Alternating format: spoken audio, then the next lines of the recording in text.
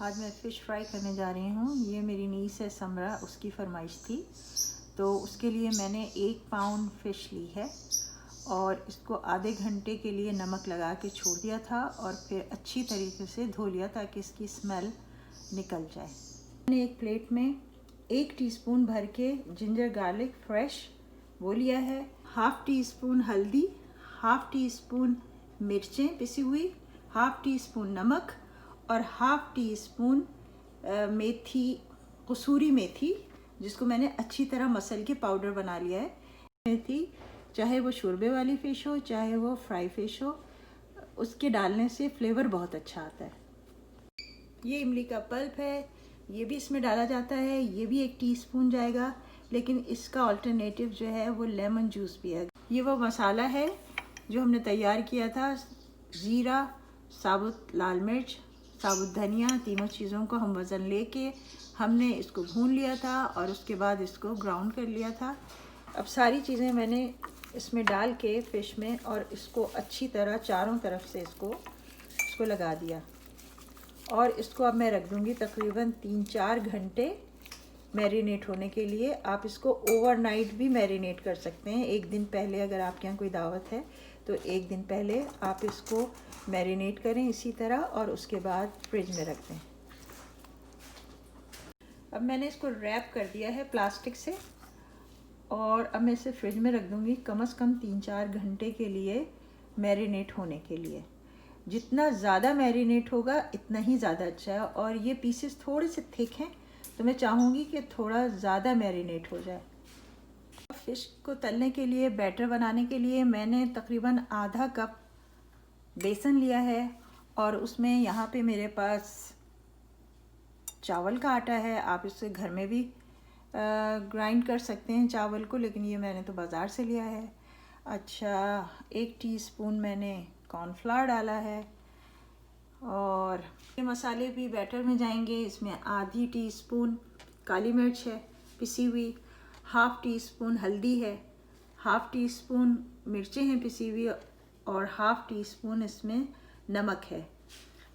चावल का आटा और कॉर्नफ्लावर मैंने इसलिए इसमें डाला है बेसन में ताकि फ़िश जब मैं तलूँ तो वो क्रिस्पी हो। अब मैं थोड़ा पानी डाल के इस सब को मिक्स कर लूँगी और पेस्ट सा बना लूँगी। इसमें जो हल्दी डाली है उसकी वजह से इसका रंग पीला और अच्छा लग रहा है। जहाँ तक हो सके फूड कलर को अवॉइड करना चाहिए, इसलिए मैंने इसमें हल्दी का इस्तेमाल ज़्यादा किया है। ये मैंने ऑयल रखा था फ्राइंग पैन में गर्म होने के लिए। अब मैं इसका फ्लेम हल्का कर देती हूँ। मैंने फ़िश में बैटर अच्छी तरह से लगा दिया है। अब मैं आहिस्तगी से इसको फ्राइंग पैन में डालती हूँ। ये देखिए मैंने फ़िश को फ्राइंग पैन में डाल दिया है और अब मैं इसका फ्लेम मीडियम कर देती हूँ और 10 मिनट तक ये इसी तरह एक ही साइड पे पकेगी। अब 10 मिनट हो गए हैं इसको फ्राई होते हुए फ़िश को। अब मैं इसको पलटूँगी। उसके लिए मुझे चाहिए कि मैं फ्राइंग पैन को 1 मिनट के लिए फ्लेम पे से हटा दूँ। अब मैं इसे चेक करती हूँ।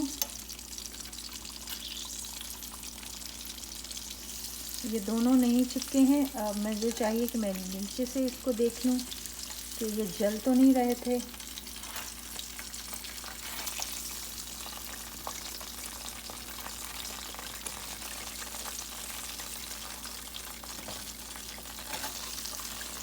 इसको मैंने दोबारा पलट दिया और मैं इसको दोबारा लो फ्लेम पे रख रही हूँ ताकि ये अच्छी तरीके से पक जाए। यहाँ एक छोटा बोल लिया है जिसमें राइस को मैंने अच्छे से दबा के इसको भर दिया है और बोल जो है वो गीला था, ड्राई नहीं था, तब मैंने डाले राइस इसमें। अब बोल को मैंने प्लेट ऊपर रख के बोल को उलट दिया है और इसमें इस तरह से ये राइस बाहर आ गए। एक पेपर टॉवल प्लेट में रख दिया और अब ये फ़िश जो है मैं इसको निकाल लेती हूँ। फिश तैयार है ये, देखें।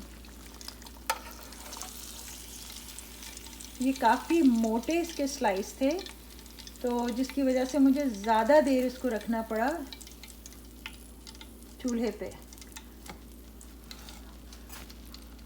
अगर ये थोड़े पतले होते तो इतना टाइम नहीं कंज्यूम होता। ये थोड़े से मटर हैं, ये कॉर्न, स्वीट कॉर्न, ये मेरे पास फ्राइज़ नहीं थे, ये पोटैटो स्माइल्स थे तो मैंने ये ले लिए, और थोड़ी सी मैंने वेजिटेबल फ्राई कर ली, और ये फिश है।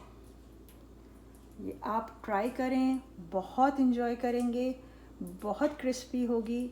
जब मैं इसको तोड़ूंगी तो अब फिर दिखाऊंगी आपको कि अंदर से ये कितनी डन है। ये देखें कितनी क्रिस्प और अंदर तक पकी हुई है। आप भी इसे ज़रूर ट्राई करें।